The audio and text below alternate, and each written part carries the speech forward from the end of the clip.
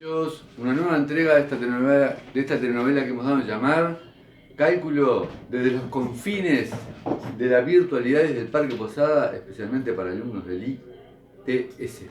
Muchachos, la continuación del video de la introducción a lo que es el concepto integral de la integral de Riemann, ¿sí? Yo había trabajado con dos sumas, una suma superior y una suma inferior. Había trabajado primero con el intervalito I, que era AB, y había puesto una partición muy humilde de ese intervalo, que ya voy poniendo así, partición del intervalo AB, y había puesto simplemente el primer elemento A, un elemento R y un elemento B.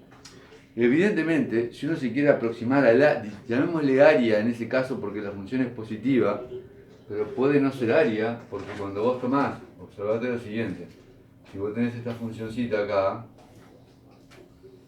y vos tenés acá un intervalito, ¿sí? Acá, y vas a considerar el supremo acá, por ejemplo, el supremo sería el valor más negativo, el menos negativo, que estaría por aquí, pero este sería el supremo en el intervalito, ¿sí? Y entonces cuando vos considerás el área de este intervalito, por así decirlo, te queda, perdón, aquí, te queda este valor menos este por el valor funcional que es negativo. Entonces te queda un rectángulo, digámosle, con área negativa. Entonces no todas las componentes que tú sumas siempre son positivas, son elementos de área, porque consideras siempre el valor funcional con su signo. Entonces, hablamos de área, sí, si la función está por encima del eje de las X, pero no necesariamente lo está siempre. Bien, entonces, una vez dicho esa observación, en la construcción de integral Riemann lo que hacemos es aproximarnos en las sumas inferiores y en las sumas superiores cada vez más, ¿sí?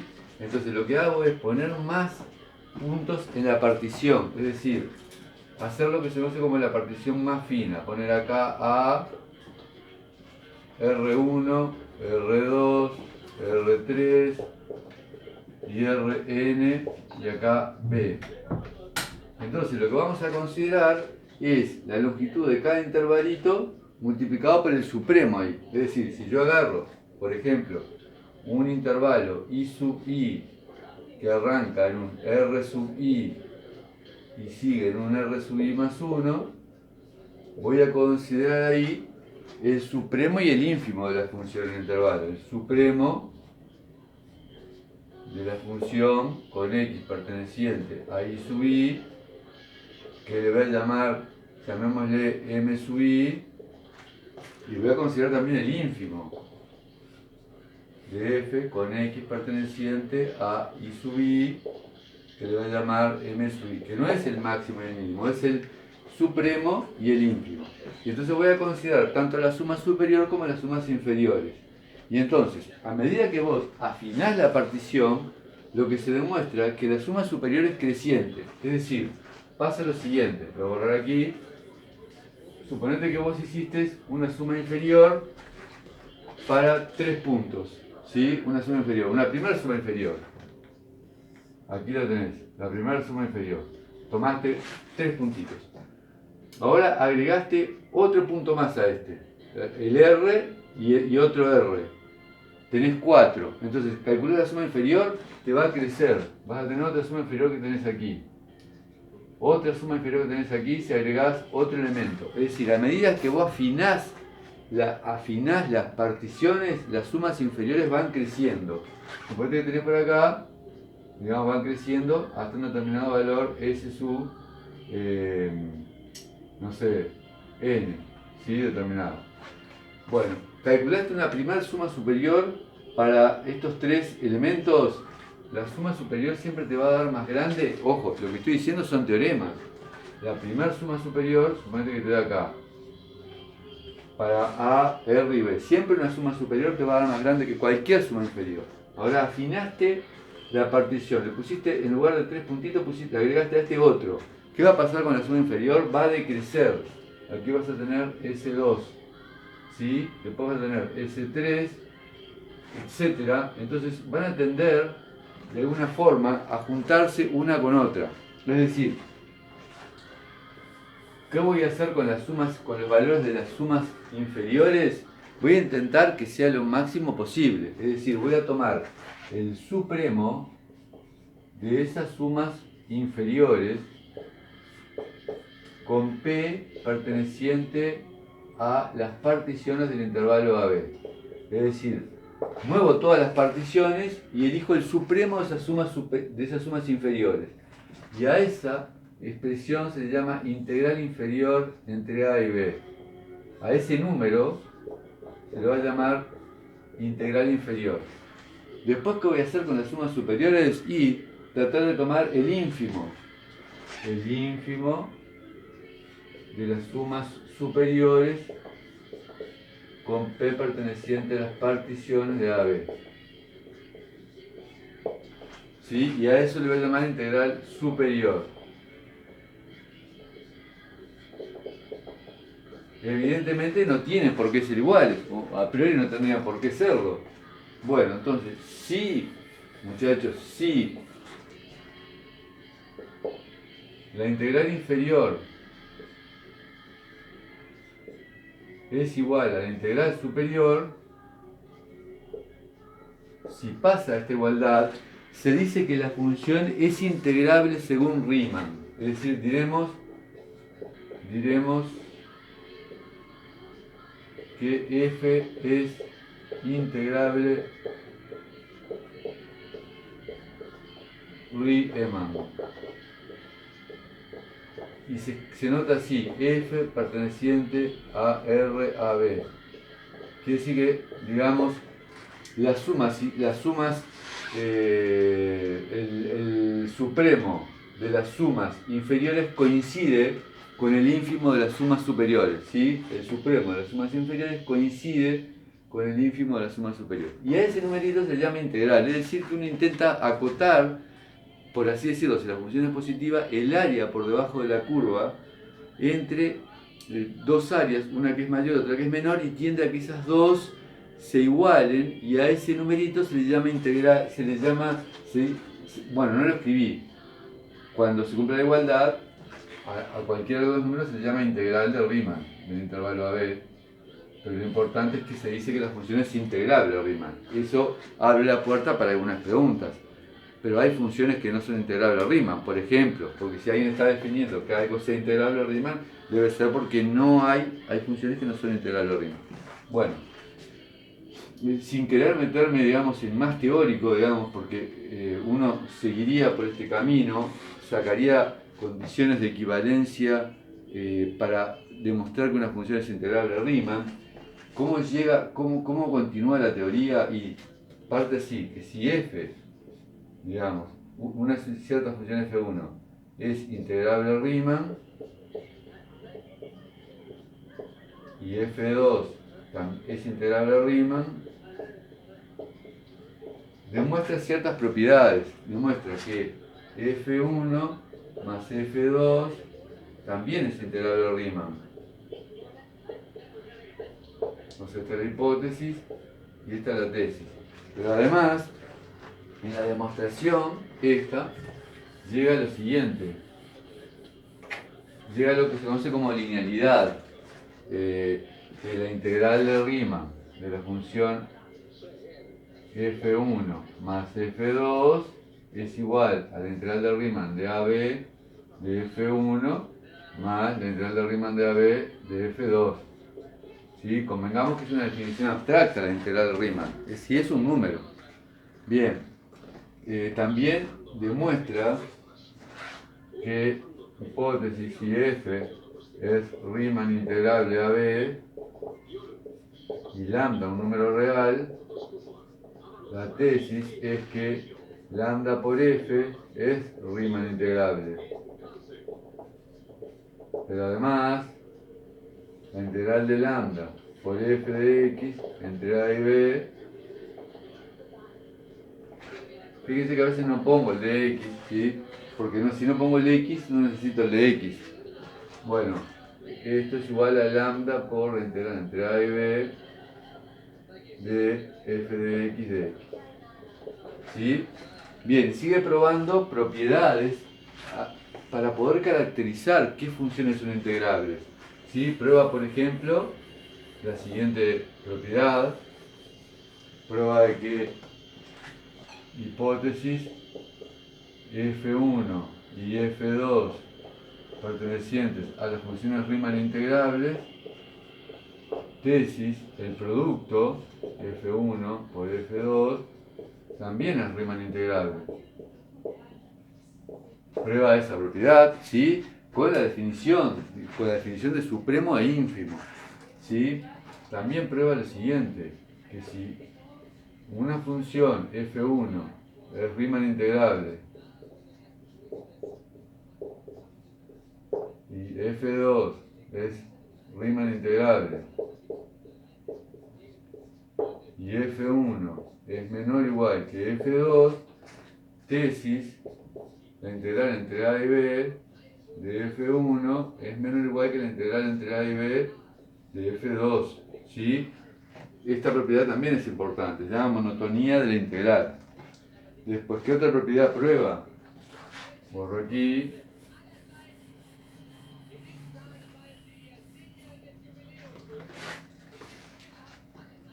Tenemos que el producto de funciones integrales de Riemann es integral de Riemann, la monotonía. Probamos lo siguiente, que si uno tiene el valor absoluto de una integral entre A y B de f, ¿sí? Esto es menor o igual que la integral entre A y B del valor absoluto de f de x. ¿Sí? Esta propiedad es importante, ¿sí? Se prueba la propiedad de que si vos calculas una integral y le pones valor absoluto, eso es un número menor que ponerle valor absoluto a la función y calcular la integral, ¿sí? Se prueba esa propiedad. ¿Qué otra propiedad se prueba? Bueno, se trata de caracterizar qué funciones son integrales de Riemann, como por ejemplo, hipótesis, si una función es continua en el intervalo AB, uno puede demostrar que f es Riemann integrable, ¿sí?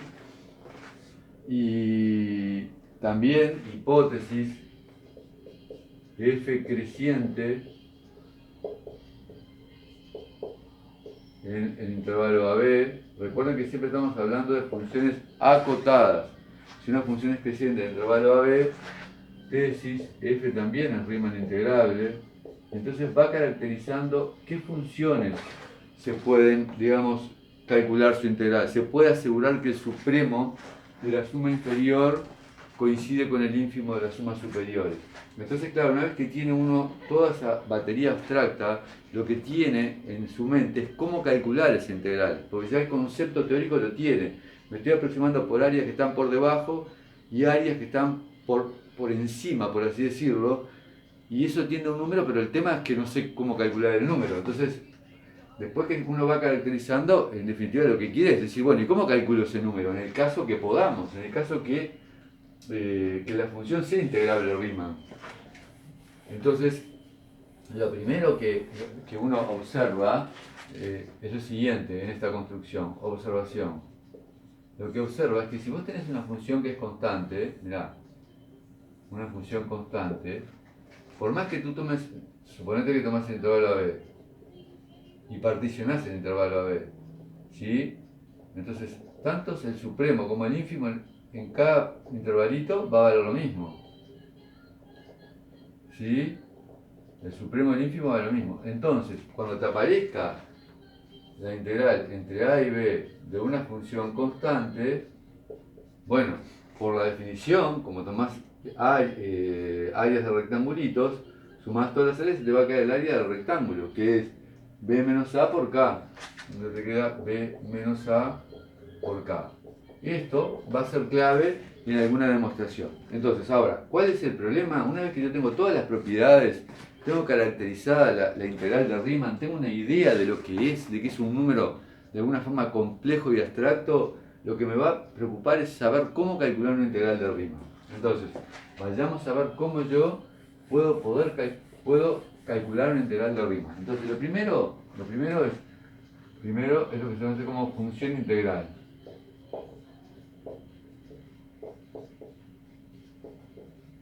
Imagínate una funcioncita que está acá,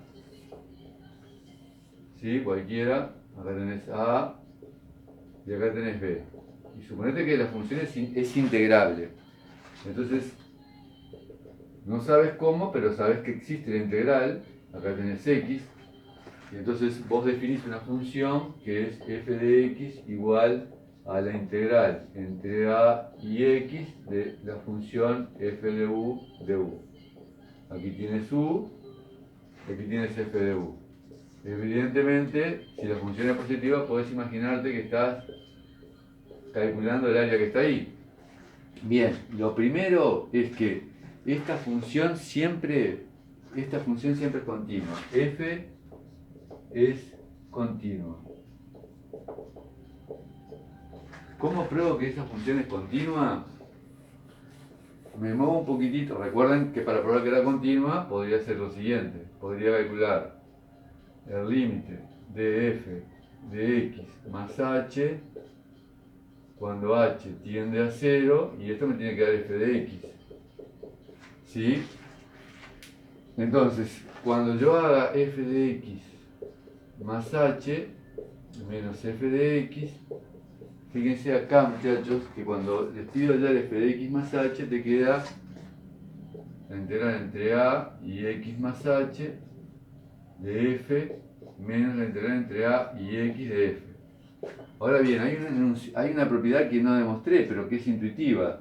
Si vos haces, suponete que h es positivo, entonces lo tenés por aquí. Aquí tenés x más h. Y yo te digo, bueno, a la integral entre a y x más h le restas la integral entre a y x, entonces te va a quedar la integral entre x y x más h. O sea que esta expresión se reduce a la integral entre x y x más h de f. ¿Sí? Ahora bien, suponiendo que h es positivo, esto es menor o igual que la integral entre x y x más h de k por f de x. ¿Por qué? De k2. ¿Recuerdan que estamos subiendo que f era menor siempre que una constante? Y bueno, entonces aplicando la integral de la constante es k2 por x más h menos x. Se te cancelan los x y entonces te queda que te queda k2 por h. Si vos calculás el límite, cuando h tiende a 0, esta expresión va a ser 0. Entonces, esta expresión que está aquí, que no sabemos, le pongo un valor absoluto aquí, fíjense, le pongo un valor absoluto aquí, le pongo un valor absoluto aquí, le pongo un valor absoluto aquí, y al introducir el valor absoluto para adentro me aparece esta constante K2, ya hasta ahora esta expresión es positiva, entonces, si esta expresión que es positiva tiende a 0, no queda otra que el límite de f de x más h menos f de x cuando h tiende a 0 más, porque es positivo, te dé 0. Conclusión, llegás a que esta función integral es una función continua. Ese es el primer paso para llegar a la construcción o a la forma de calcular la integral de Riemann. Voy a borrar esto, ¿sí? Bien, ahora voy a agregar una hipótesis a esto y le voy a llamar teorema fundamental.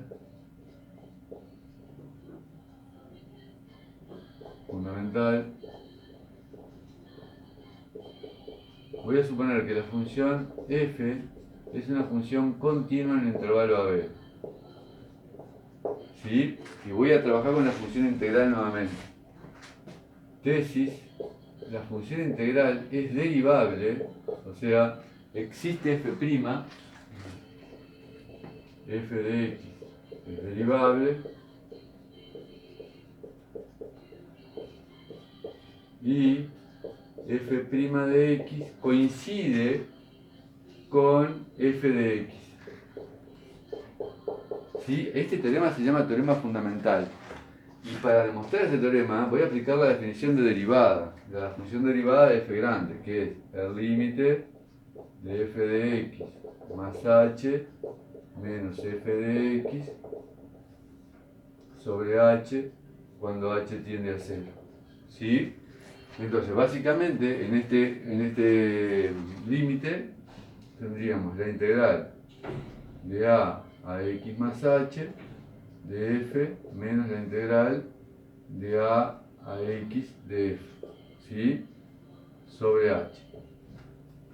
Vamos a suponer de vuelta que h tiende a 0 más.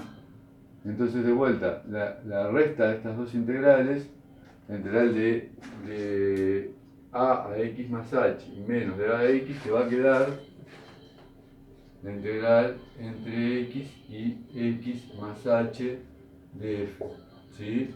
Todo sobre h. Bien, esto que está acá lo pongo entre comillas porque no es una igualdad, todavía no tomé ningún límite. Entonces estoy posicionado en esta situación. A ver, necesito algo que me permita pasar de esto a poder tomar límite. Entonces, algo que me olvidé en el camino, en la construcción de la integral, es lo que se conoce como teorema de valor medio. Después vuelvo a esto. Teorema de valor medio.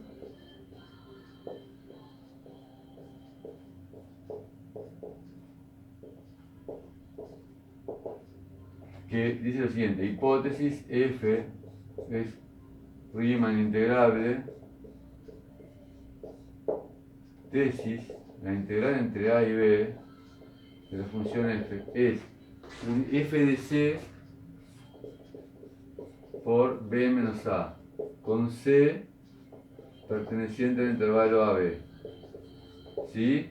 Digamos, este se conoce como teorema del valor medio. A ver, ¿cómo hacemos para demostrar el teorema del valor medio? Demostración. Sabíamos que la función f estaba acotada, es decir, sabíamos que f es menor o igual que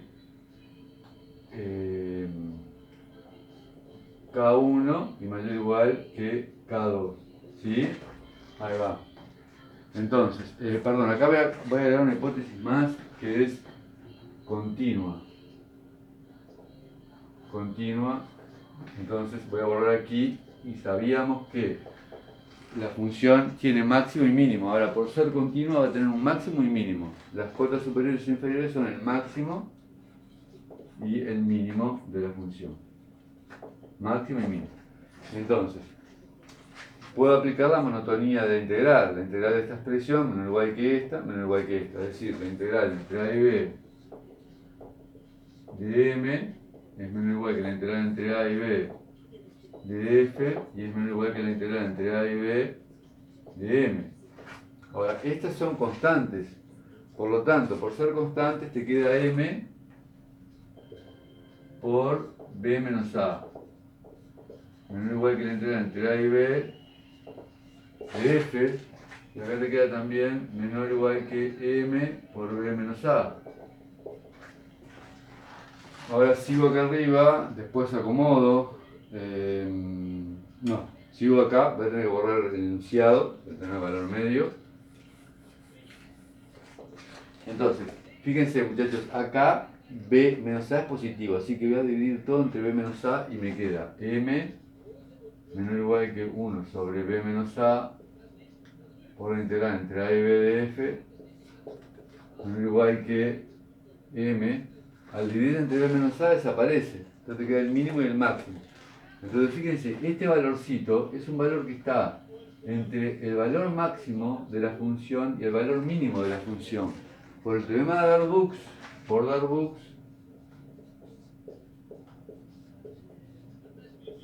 tiene que existir un c, existe c, tal que f de c es igual a 1 sobre b menos a por la integral entre a y b de f.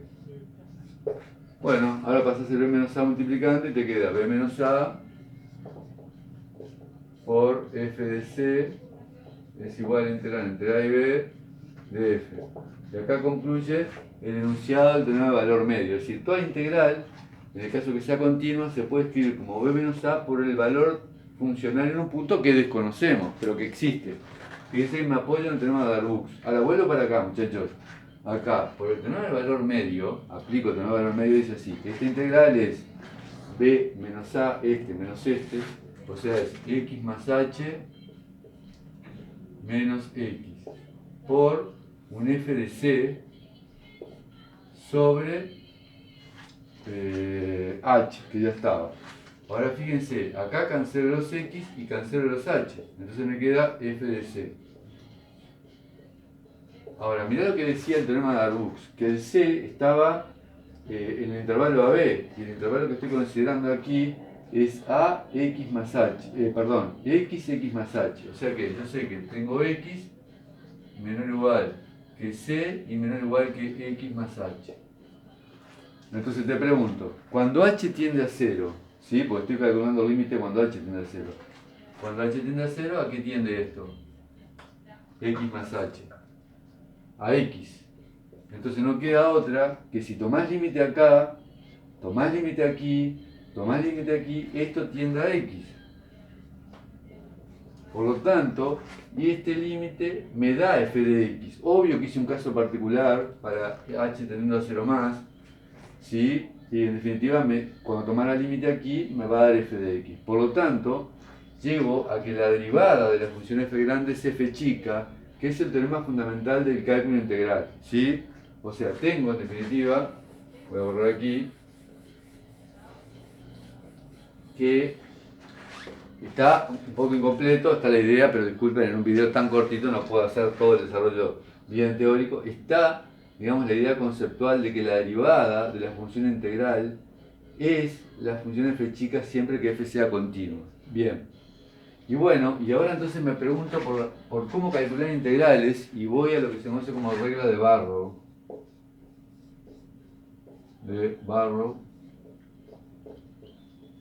Que dice así: sea f perteneciente a las funciones continuas en el intervalo AB, podría no pedir esta hipótesis, ¿sí? Esta hipótesis podría no ser necesaria. F de x, una primitiva de f, tesis, la integral entre a y b de la función f se va a calcular como la función primitiva que tú encontraste evaluada en b menos la primitiva evaluada en a. Y muchas veces, muchachos, observación, muchas veces esta expresión se escribe así. Se escribe f de x y con una línea así, acá se escribe a y acá se escribe b. Eso quiere decir que haces f de b menos f de a. ¿Sí? Bien. ¿Cómo hacemos la demostración de la regla de Barrow? Que se apoyan todos los teoremas que yo enuncié y no demostré solamente algunos. Bueno, vamos a suponer que sea g de x una primitiva. ¿Sí? Si g de x es una primitiva, se supone que g' te da f de x. Pero yo ya en el teorema fundamental demostré que la función f igual integral entre a y x de f es una primitiva. ¿Por qué? Y porque demostré que f grande es f chica. Entonces, si yo tengo g que es una primitiva y sé que f es otra primitiva, entonces resulta que f tiene que ser igual a g de x más k. ¿Sí?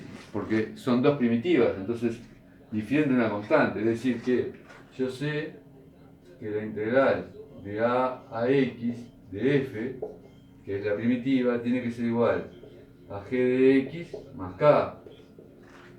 Ahora bien, voy a poner acá en lugar de x, voy a poner a.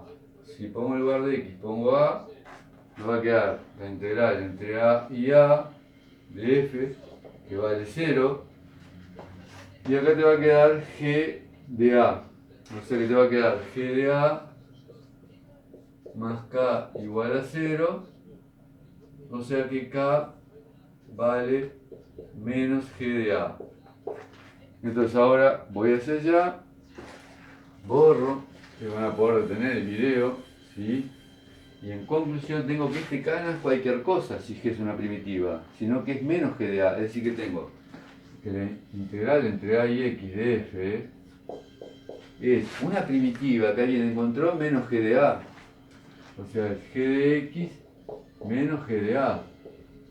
Bueno, ahora en lugar de X pongo B en lugar de X. Pongo B y me queda que la integral entre A y B de F es igual a G de B menos G de A. Es decir, la primitiva G evaluada en B y evaluada en A y restada. ¿Sí? Bueno, por ejemplo, un ejemplo trivial. Yo quiero calcular la integral de 0 a 1 de x2. Miren que pasó mucho tiempo para que se pudiera calcular la integral de x2. ¿Sí? Bueno, busco una primitiva de x2. Una primitiva de x2 es x3 sobre 3. Evalúo entre 0 y 1. Es la regla de Barrow. Cambio la x por 1 y te queda un tercio. Y cambio la x por 0 y te queda 0. O sea que la integral es un tercio. ¿Sí? Veamos, muchachos, lo que hemos hecho.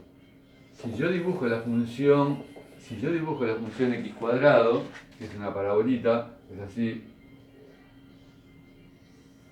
que en 1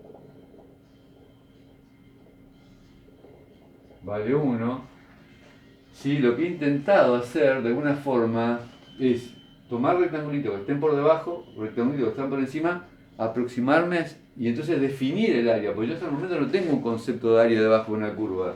Y entonces lo que he calculado es que el área debajo de esta curva, entre 0 y 1, es un tercio.